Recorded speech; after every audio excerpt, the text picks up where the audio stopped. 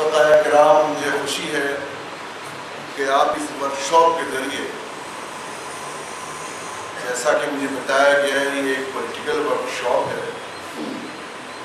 میرا خیال یہ ہے کہ اس ورکشاپ کے ذریعے آپ مولانا مودودی کی جو سیاسی فکر ہے اس کی نشو و نما کی کوشش کر رہے ہیں، جو اس وقت تحریک اسلامی کا ایک بڑا چیلنج ہے۔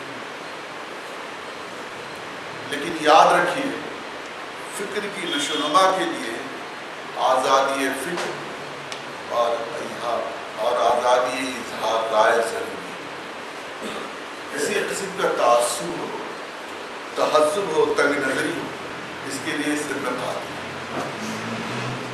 اس کے لیے بس ایک ہی شرط ہے، ایک ہی سطح سے گفتگو کرنا، جس کو دانشورانہ سطح بھی کہا جاتا ہے،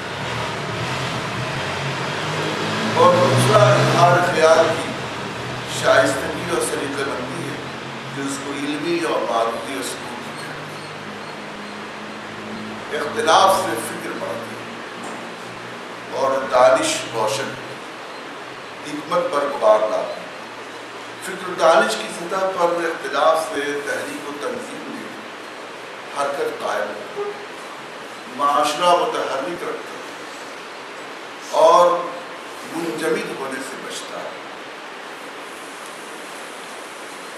اس لیے اس طرح کے سیمینار میں ضروری ہے کہ ہمارے اندر تحمل اور برداشت، بلندی اور خوشدلی ضروری ہے۔ اختلاف پر یا اظہار اختلاف پر یا اپنے پسندیدہ رائے کے خلاف بات سننے پر منہ پہ زور نہ، ایک دوسرے کو کنکھی سے دیکھنا اور بعد میں منفی تاثرات کا اظہار کرنا، سارے علمی کاموں پر پانی پھیر دیتا ہے۔ اس لیے جب آپ اس طرح کی مجلس آراستہ کرتے ہیں تو ذرا صبر، تحمل، عالی ظرفی اور بلند حوصلے کے ساتھ سارے کام کو انجام دیجیے۔ علم و فکر کی دنیا میں خود ایک علمی پیمانہ ہے اور اس کا ایک عالمی پہلو ہے۔ یہ آپ کے اصول و ضوابط کے پابند نہیں ہے، اس کے اپنے اصول و ضوابط ہیں۔ آپ کے نظم و ضبط کی پابندی علمی اور فکری گفتگو پر بات کرنے کے لیے ضروری نہیں ہے۔ آگے بڑھنے سے پہلے ایک اور بات بھی میں ذکر کرنا ضروری سمجھتا ہوں کہ ہم لوگوں نے مولانا مودودی کی فکر کے ساتھ زیادہ تر تفہیم مودودی کا کام کیا ہے، اس کی وضاحت کی۔ ہم کہہ سکتے ہیں کہ فکر مودودی کی تشریح کا کام ہم زیادہ کر سکتے ہیں، اس سے فکر مودودی کی روایت آگے نہیں بڑھتی۔ فکر تو تنقید کے ذریعے قدم سے قدم ملا کر اور کہانی سے کہنا ملا کر آگے بڑھتی ہے۔ جہاں تنقید ختم ہوئی وہاں فکر کا ارتقا ہو جاتا ہے۔ فکر مودودی کی جو ابعاد ہیں، جو ان کی روایت ہے، اس کو ہم 4 نکات میں بیان کر سکتے ہیں۔ پہلی چیز جو مولانا مودودی کی فکر کی خصوصیت ہے کہ انہوں نے حالات حاضرہ جس وقت کی 20ویں صدی تھی اس سے مروریت اور مغلوبیت سے آزاد ہو کر اور آزادانہ اس کا جائزہ لیا اور اہل حاضر کے مسائل کی آنکھوں میں آنکھیں ڈال کر مکالمہ کیا، یہ بڑی پہلی خصوصیت ہے۔ دوسری بات ہے کہ خود اپنے ماضی کا بھی جائزہ انہوں نے عقیدت اور تقلید جامع سے بلند ہو کر کھلے دل و دماغ سے کیا اور یہ سوچا کہ ہم سے پہلے کے لوگ اگرچہ بڑے تھے لیکن نحن رجال، ہم سب آدمی۔ تیسری بات یہ ہے کہ انہوں نے اس تنقید اور جائزے میں قرآن و سنت کو اصل بنیاد بنائی۔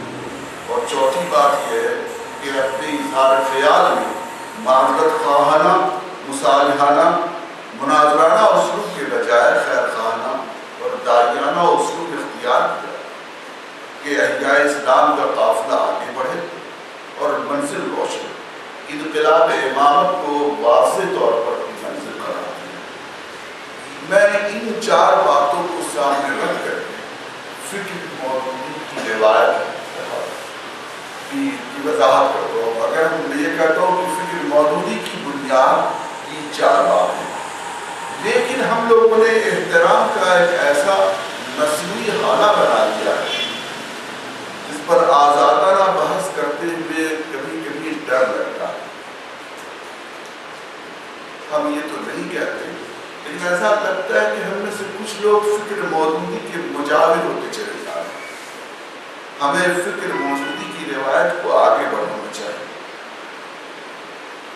اس لیے کہ روایت فکر کھلی اور آزاد فضا میں تنقیدی سطح پر آگے بڑھتی. فکر تنظیم میں محصور نہیں ہے، شورے کی فیصلے کی پابند نہیں ہوتی، نظم و ضبط کے ضابطے میں گرفتار اور تعمیل حکم کے ذریعے نہیں بڑھتی.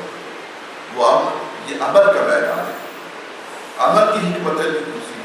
جب آپ غور و فکر کریں، سیمینار کریں، ورکشاپ کریں، کسی موضوع پر اظہار خیال کریں اور اظہار خیال کے بیٹھیں تو حریت فکر کو داد دیجیے. اور جب عمل کے میدان میں کام کریں تو جو عمل اور فیصلے کے تقاضے ہیں اس کے مطابق کام کیجیے. مولانا مودودی نے، جیسا کہ آپ سب لوگ جانتے ہیں، ابن تیمیہ، امام غزالی اور شاہ ولی اللہ رحمۃ اللہ کے خیالات کا پوری طرح محاکمہ کیا.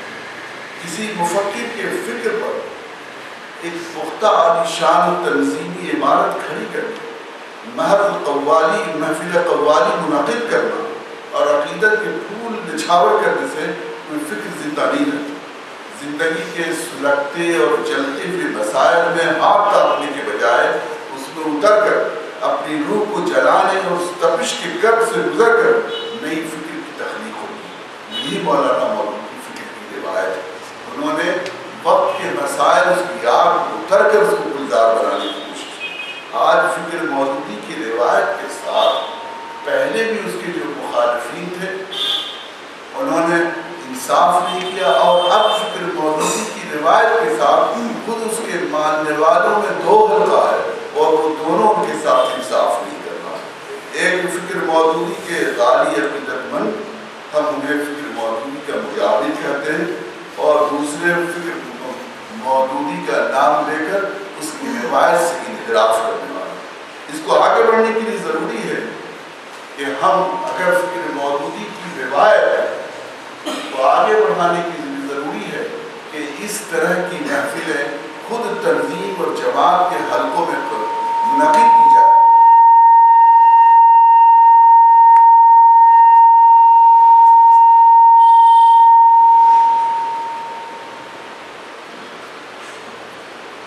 میرا خیال یہ ہے کہ فکر مودودی کی روایت کو آگے بڑھانے کے لیے خود جماعت، جس طرح ابھی آپ کر رہے ہیں، خود حلقہ آپ کا ایک پروگرام ورکشاپ کر رہا، سیاسی ورکشاپ، جس میں ہم لوگ کھلے دل دماغ سے گفتگو کریں گے سیاسی ڈیولپمنٹ اور اس کے مسائل پر.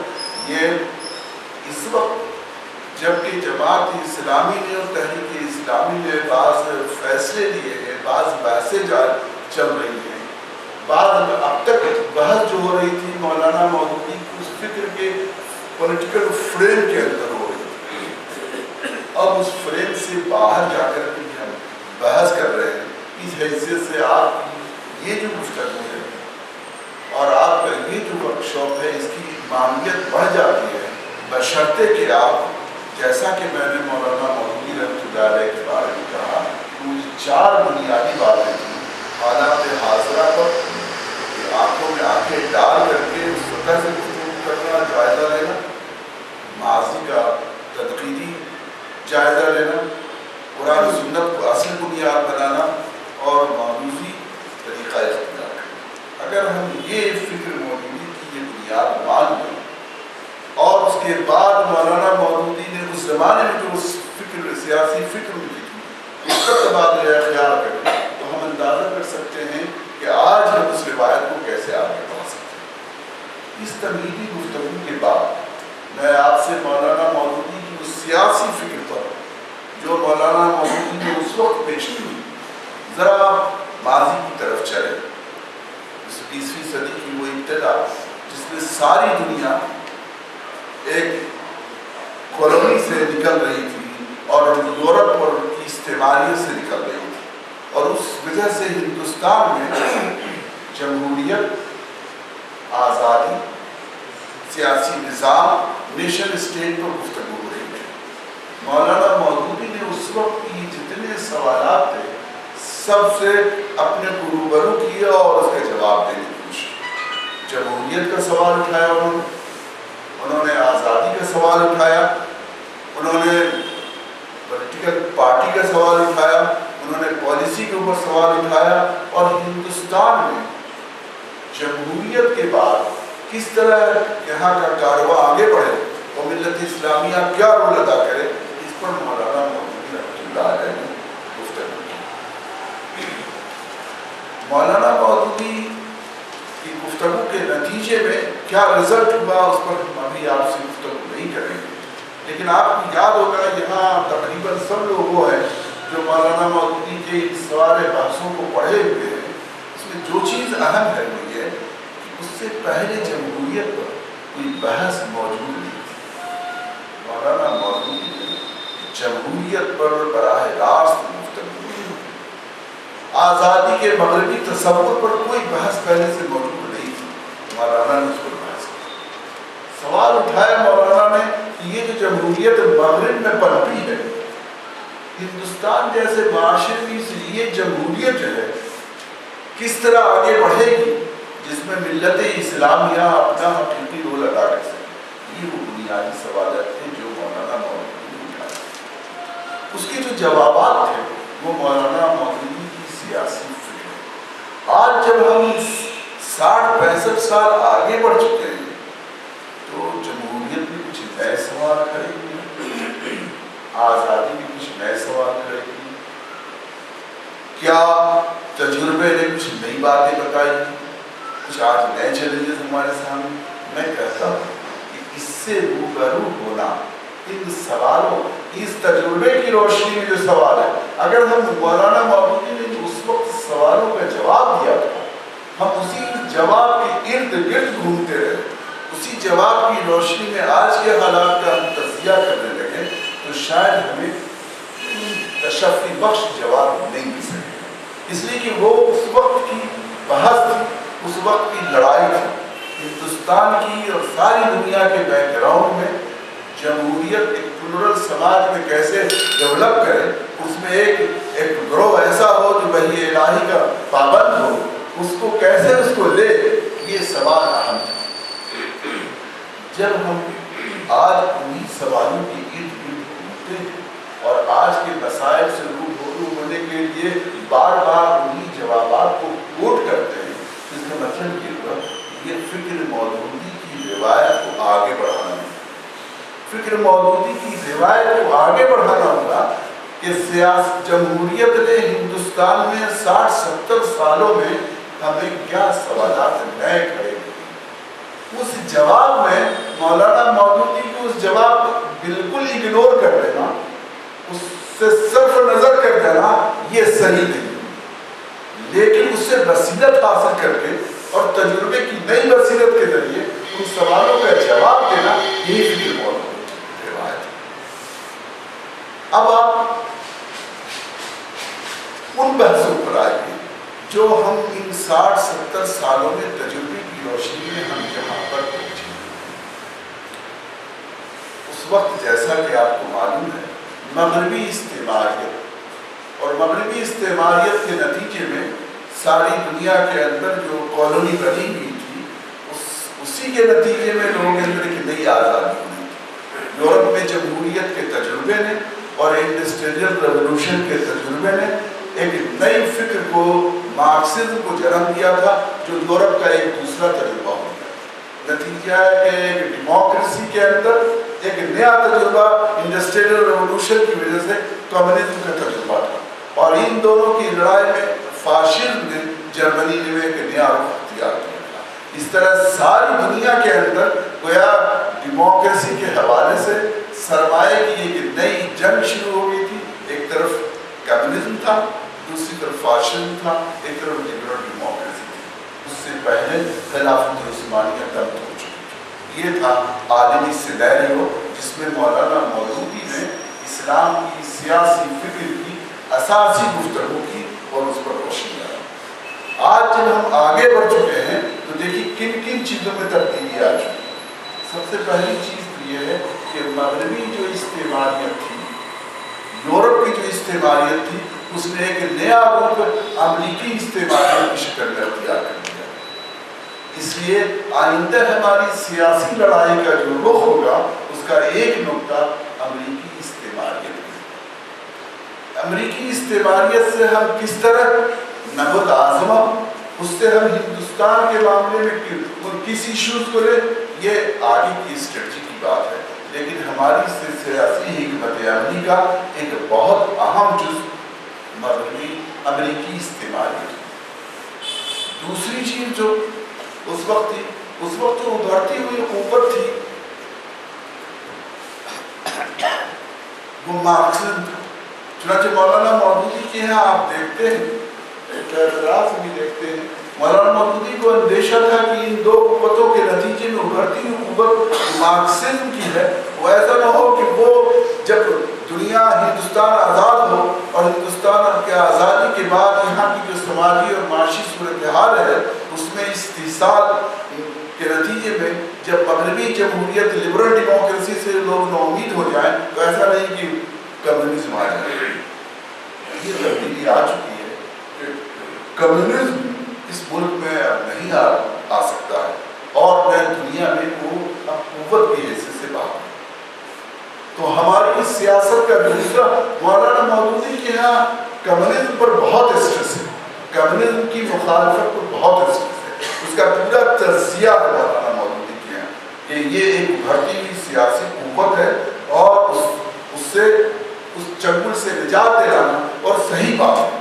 جس پس منظر میں مولانا مودودی نے وہ بات رکھی تھی اس میں ہمارے سامنے وہ پولیٹیکل چیلنج اور ڈینجر تھا، آج وہ ہمارے لیے پولیٹیکل چیلنج اور ڈینجر نہیں، دوسرا نقطہ ہمارا ہے۔ تیسری بات جو مولانا مودودی کے یہاں اس وقت پائی جاتی ہے اور آپ محسوس کرتے ہیں کہ مغربی جمہوریت میں مولانا مودودی کہتے ہیں کہ جمہوریت میں حاکمیت الہ جو ہے یہ چیز اسلام سے خلاف ہے۔ مغربی جمہوریت یہ بات ہمارے یہاں تسلیم شدہ ہے۔ اس میں کوئی مولانا کا جو عظیم الشان کارنامہ ہے پولیٹیکل سائنس میں، اسلامک پولیٹیکل تھاٹ میں، یہ ایک بڑا کارنامہ ہے کہ انہوں نے مغربی جمہوریت کو تجزیہ کرتے ہوئے یہ بات بتایا کہ مغربی جمہوریت اپنی اس فلسفیانہ اساس کے ساتھ کبھی ہمارے لیے قابل قبول نہیں ہو سکتی۔ لیکن اس وقت یہ مسئلہ تھا کہ ہندوستان کے دستور کی بنیاد کیا ہو، یہ لڑائی کا میدان تھا۔ تو مولانا مودودی نے حاکمیت جمہور اور حاکمیت الہ کی لڑائی فی الواقع یہاں چھیڑی اور پاکستان کو عملاً لڑائی لڑی۔ لیکن آج ہمارے سامنے یہ عملی مسئلہ نہیں، آج ہمارے سامنے یہ مسئلہ نہیں ہے کہ ہندوستان کی جمہوریت کی بنیاد حاکمیت الہ ہوگی یا حاکمیت جمہور ہوگی۔ تاریخ کو، قوموں کو، گروہوں کو، مشیت الہی کو جو فیصلہ کرنا تھا وہ یہاں کا فیصلہ ہو چکا۔ مسئلہ یہ ہے کہ یہاں جو جمہوریت قائم ہو گئی ہے حاکمیت جمہور کی بنیاد پر، اس میں تحریک اسلامی کو کس طرح میں بتا سکتے۔ وہ لڑائی جو ہم کل لڑ چکے ہندوستان میں اس میں شکست کھا چکے، پاکستان میں دستوری سطح پر کامیابی ہوئی، لیکن ہندوستان میں کی تاریخ نے ہم کو اس سے آگے بھی قدم بڑھایا۔ آج ہماری یہ لڑائی نہیں، لڑائی کا یہ مطلب نہیں، یہاں پر دو گروہ ہو جاتا ہے۔ ایک جب جمہوریت میں اپنی راہیں نکالنے کی بات کرتا ہے تو سوچتا ہے کہ حاکمیت الہ اور حاکمیت جمہور کے مسئلے کو وہ اس راہ کا پتھر سمجھتا ہے تو وہ اسے صرف نظر کر جاتا ہے، بات سوچتا ہے کہ یہ ڈیبیٹ کی چیز ہے۔ میں یہ آپ سے بہت واضح طور سے کہتا ہوں کہ ہندوستان میں پھر اگر دستور بننے لگے تو یہ مسئلہ عملی اگر بن جائے تو ہمارے لیے یہ مسئلہ عملی بن جائے، لیکن آج یہ مسئلہ عملی نہیں، یہ مسئلہ نظری ہے۔ جب ہم جمہوریت پر نظری گفتگو کریں گے تو یقیناً یہ بات کریں گے یہ اسلام کی بنیاد ہے، اور دنیا میں جب بھی جمہوریت کی جو آخری لڑائی ہوگی اسلام کے ساتھ وہ تو اسی نظریے پر ہو سکتی ہے۔ اس کی یہی چیز تو جمہوریت کو اسپرچلائز کرے گی، یہی چیز تو جمہوریت کی تمام خرابیوں کو دور کرے گی۔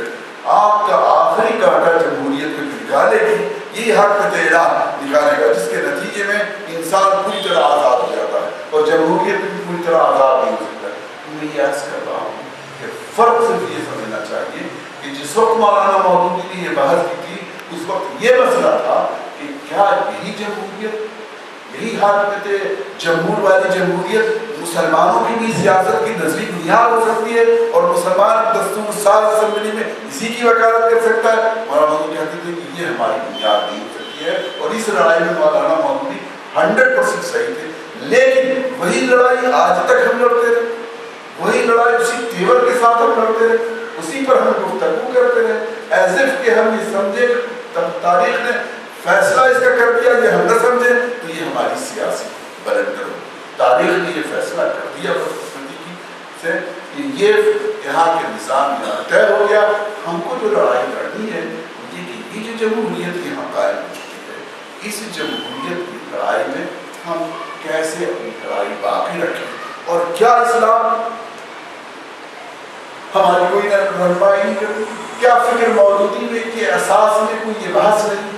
ہم آگے بڑھتے ہیں تو ہم دیکھتے ہیں جب مولانا مودودی حیدرآباد میں مشورہ دیتے ہیں تو حیدرآباد کے مشورے میں مولانا مودودی اس کی تھوڑی لچک رکھتے ہیں اور ایک عملی مسئلے کی حیثیت سے اس کو لیتے ہیں۔ حضرات، میں آپ سے عرض کر رہا تھا کہ جس طرح مغربی استعماریت یعنی یورپ کی جو استعماریت سے نجات کا وقت تھا، تو مولانا مودودی نے پوری گفتگو یورپ کی جو مغربی استعماریت ہے اور اس کی جو جمہوریت ہے اور اس کی اسٹیٹ نیشن اسٹیٹ ہے، نیشنلزم ہے، اس پر پوری تنقید کی۔ آج ہمارا جو پولیٹیکل فریم ہوگا اس میں امریکی استعماریت، گلوبل جو کیپٹلزم ہے، اس کی جو لڑائی ہے، اس لڑائی میں جو پوائنٹس ہیں، جو ڈیبیٹس ہیں، اس کو ہماری سیاسی لڑائی کا اولین مدعا ہے۔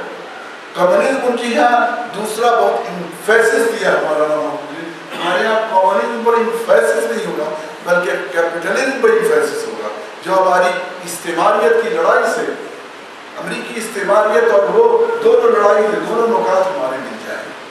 اور تیسری بات جو یہ ہے کہ جمہوریت کے نظری مباحث جتنا مولانا مودودی نے کھل بھی کیا ہے، لیکن یہ ایشیا کے تجربے نہیں تھے، تجربے نے جو سوالات کھڑے کر دیے وہ ہمارے سامنے ہیں۔ آپ تجربے نے کیا سوال کھڑا کیا؟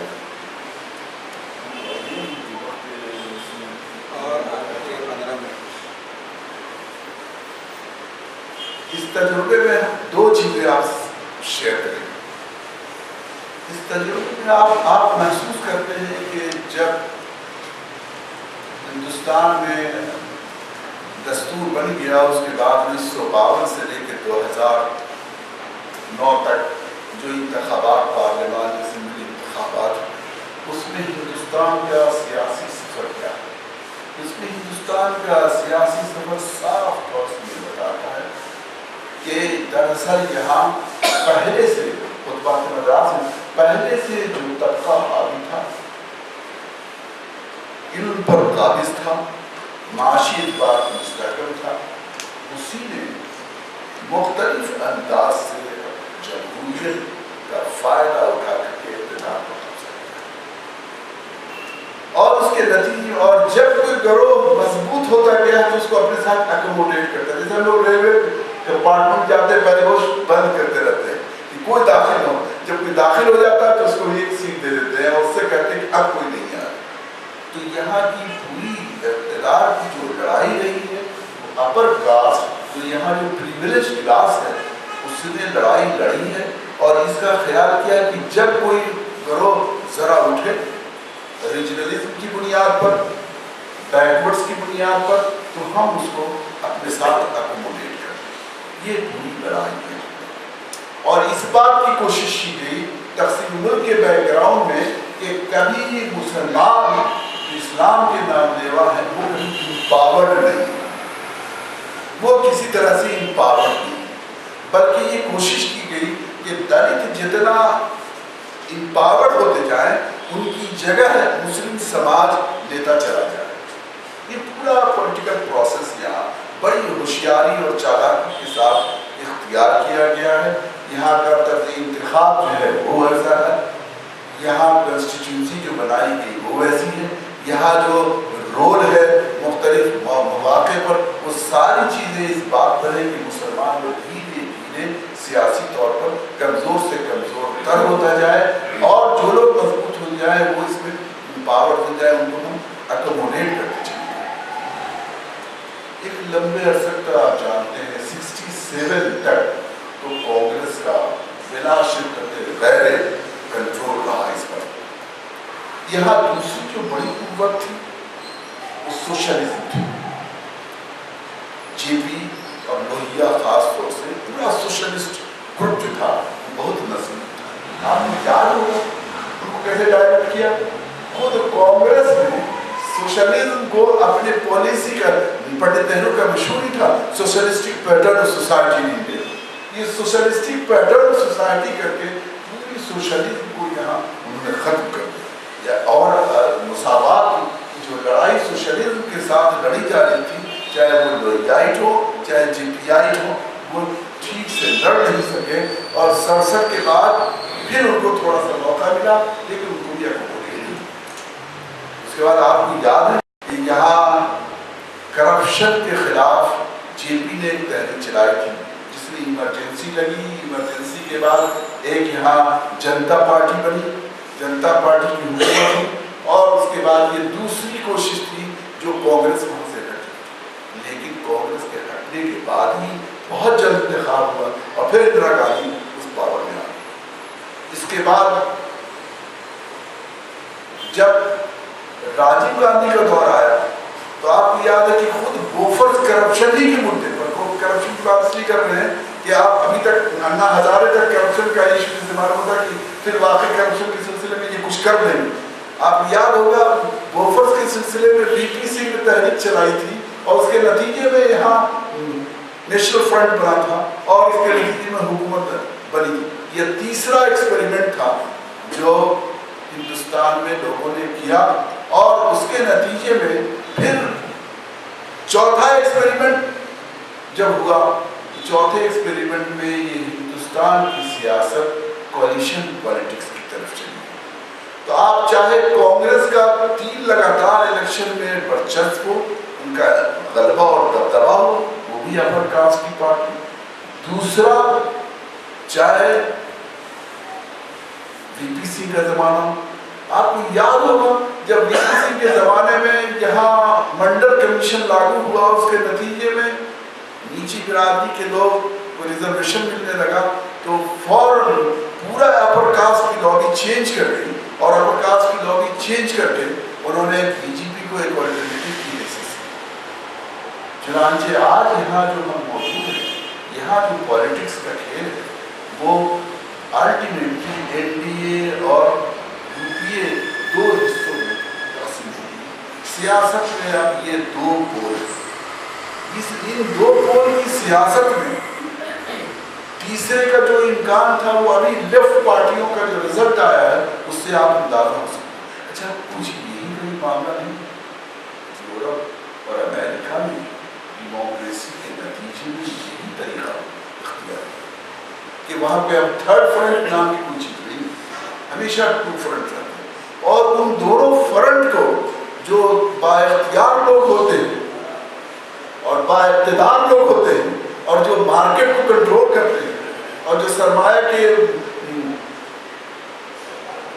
انڈسٹری کو کنٹرول کرتے ہیں، دولت کی گردش کو کنٹرول کرتے ہیں، ان کی اپنی ایک سیاست رہتی ہے، اور اسی کے نتیجے میں ان کی سیاست چلتی رہتی ہے۔ تو جو امریکہ اور یورپ میں ہوا ہے وہی ہندوستان میں ہو رہا ہے، اور اس کے نتیجے میں یہاں بائی پولر 2 چیزیں کھڑی ہو گئی ہیں۔ اب آپ کے لیے کوئی زیادہ آپشن نہیں بچے گا کہ آپ ادھر جائیں یا ادھر جائیں۔ الیکشن کو اتنا مہنگا کر دیا گیا ہے کہ کرپشن اس کا لازمی جز ہو گیا ہے۔ الیکشن کا طریقہ ایسا ہو گیا ہے کہ نیچے کا آدمی اسے جا نہیں سکتا۔ ایسی حالت میں ہم لوگ کیا کریں؟ یہ ہے ہمارا، اس تجربے پر مولانا مودودی کے یہاں کوئی بحث نہیں کہ ہم کو کیا کرنا چاہیے. ایک اور تجربہ یہ ہوگا، وہ بہت انٹرسٹنگ تجربہ، اس کو بھی ذرا آپ جان لیجیے، اور وہ ہے دلت کا تجربہ. دلت کے تجربے کے سلسلے میں بہت کم ہم لوگ یہاں گفتگو ہوتی ہے. دلت میں کاشی رام کا تجربہ جو ہے ایک مضبوط تجربہ ہے، اور لیکن یہ تجربہ سمجھنے کی چیز ہے. ہندوستان کی جمہوری سیاست کے مزاج کو سمجھنے میں یہ بہت امپورٹنٹ چیز ہے، اس لیے کہ مسلم سماج سے بہت حد تک نظریاتی بحث کے علاوہ بہت سی چیزیں ملتی جلتی ہیں. کاشی رام نے کاشی رام کا بیک گراؤنڈ یہ ہے کہ کاشی رام نے پولیٹیکل پارٹی اچانک بسپا نہیں قائم کی. اس کے پہلے امبیڈکر کی پوری تحریک اور امبیڈکر کی پوری پولیٹیکل کوشش اور پولیٹیکل پارٹی موجود ہے. گاندھی کا ہریجن تحریک موجود ہے. انگریزوں کے سامنے راؤنڈ ٹیبل کانفرنس کی بحث موجود ہے.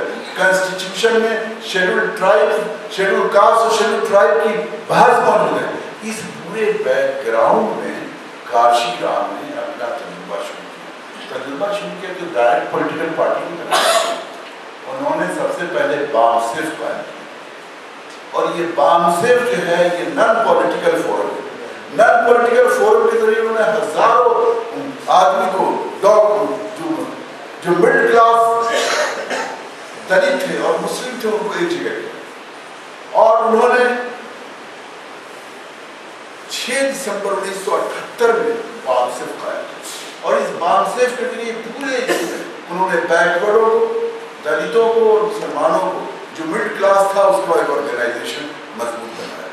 پھر 2 سال کے بعد انہوں نے D4 بنایا، DS4 بنایا.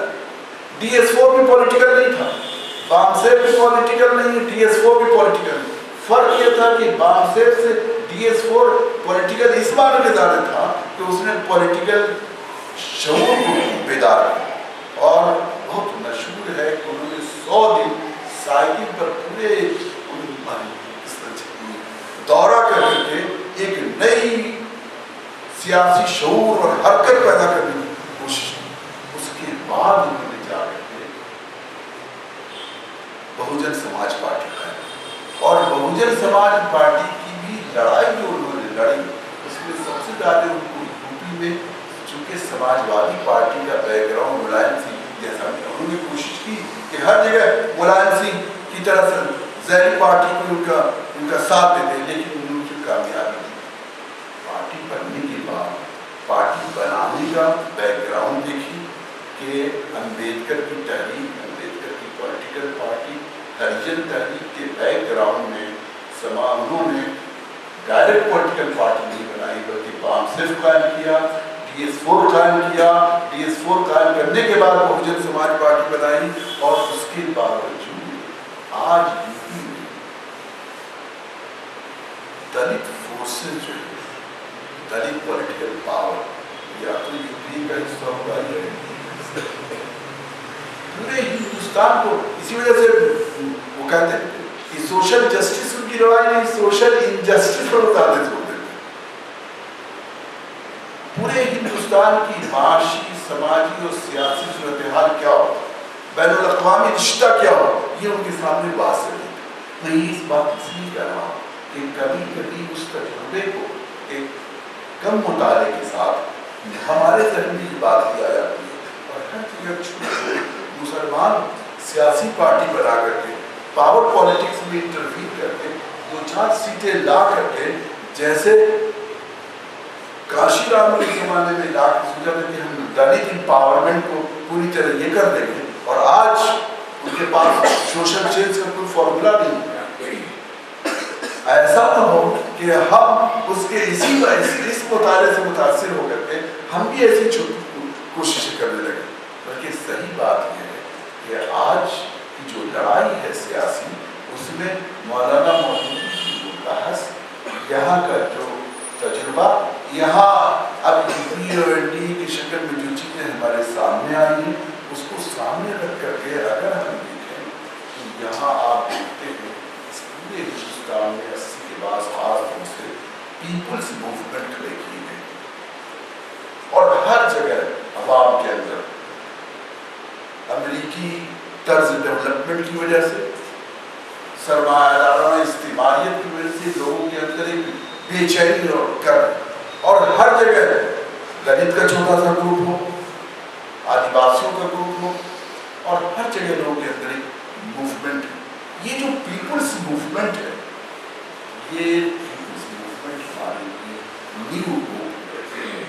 یہ پیپلز موومنٹ کے اندر تحریک اسلامی اپنی بصیرت کو استعمال کر کے ہندوستان کے سیاسی مسائل میں انٹروین کر سکتے ہیں، اور یہاں کوئی نظریاتی کمپرومائز نہیں ہے، اور یہی وہ جگہ ہے جہاں ہمیں سب سے زیادہ ایکٹیو ہونا چاہیے۔ میرا یہ مطلب نہیں ہے کہ دوسرا جو پہلو ہے اس کے جو تجربات ہیں اس پر انشاءاللہ پورے ورکشاپ میں گفتگو ہوگی، لیکن ہندوستان میں ابھی 21ویں صدی میں آ کر کے جو امریکی سامراجیت ہے، ہندوستان کا دو پارٹی کا جو نظام ڈیولپ ہو رہا ہے، ہندوستان میں دلت اور ٹرائبل کے جو تجربے ہیں، ان سب کو سامنے رکھ کر کے ہمارے سامنے جو سوال ہوتا ہے وہ یہ کہ یہ ملک اور اس ملک کا سماج اور یہاں کا جو اقتدار ہے، وہ اقتدار میں جسٹس کیسے قائم کیا جائے۔ آیا یہاں کی پوری نیشنل اسٹیٹ پوری عالمی لڑائی میں امریکہ کا بی ٹیم ہو جائے، یا پھر واقع ہم امریکہ سے اس کو نجات دلانے کے لیے لڑائی لڑیں۔ جس وقت مولانا مودودی نے اپنی فکر کھڑی کی تھی، اس وقت ہم ہندوستان آزادی کی ایک لڑائی لڑ رہا تھا، آج ہم ایک نئی غلامی میں مبتلا ہونے جا رہے ہیں۔ ہمارے ایک ساتھی نے یہ گفتگو کر کے ہمارے ایک ساتھی نے ایک سوال کیا کہ ہندوستان آزاد تو 15 اگست 1947 کو ہوا، غلام کب ہوا تھا؟ کس ڈیٹ کو غلام ہوا تھا؟ لوگوں نے سوچا کہ غلامی کی کوئی ایک تاریخ نہیں، جب کوئی قوم گروہ غلام ہوئی تو غلامی آہستہ آہستہ آتی۔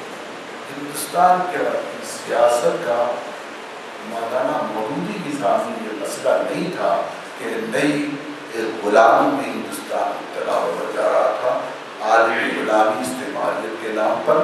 یہ سوال ہمارے ان کے مولانا مودودی کے سامنے یہ تھا کہ ہندوستان کی آزادی کے بعد انگریزوں کے چلے جانے کے بعد جو یہاں کی برہمنزم ہے اس کی غلامی میں کہیں نہ مسلمان چلے جائیں، اس سے نجات کی بحث انہوں نے کی۔ یہ بحث کیا نہیں ہے کہ جو نئی غلامی آ رہی ہے اس میں عالم اسلام کے ساتھ ہندوستان کا مسلمان کیسے کھڑا ہوگا، اور یہاں جو خود یہاں کے لوگوں کو غلام بنانے کی کوشش کر رہے ہیں، اس میں اسلام عوام کے ساتھ ہوگا، پیپلز ریزسٹنس کے ساتھ ہوگا، انصاف کے ساتھ ہوگا، یا اقتدار کی لڑائی میں ان لوگوں کے ساتھ ہوگا جو کسی نہ کسی شکل میں این ڈی اے اور یو پی کی مدد کرتے ہیں۔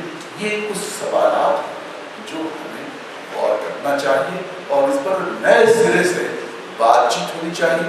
دوسرے لوگ بات کر رہے ہیں، بحث کر رہے ہیں، میرا صرف مطالبہ اور خواہش یہ ہے کہ ہمارے حلقے میں جو سیاسی بحثیں ہو رہی ہیں وہ سیاسی بحثیں اس سے نکل کر کے ووٹ دینا اور ووٹ نہ دینا، سیاسی پارٹی بنانا نہ بنانا، اس سے آگے بڑھ کر کے جو یہاں میدان میں جو ہندوستان آہستہ آہستہ غلام ہو رہا ہے، اور غلامی کے نتیجے میں اس کا پورا پلڑا عالم اسلام اور تحریک اسلامی کے خلاف جائے گا، اور یہاں کی جو شکل بن رہی ہے اس شکل کے نتیجے میں آپ چاہے نہ چاہے آپ استعمال ہو جا سکتے ہیں، چاہے پولیٹیکل پارٹی بنا کے بھی استعمال ہو سکتے ہیں۔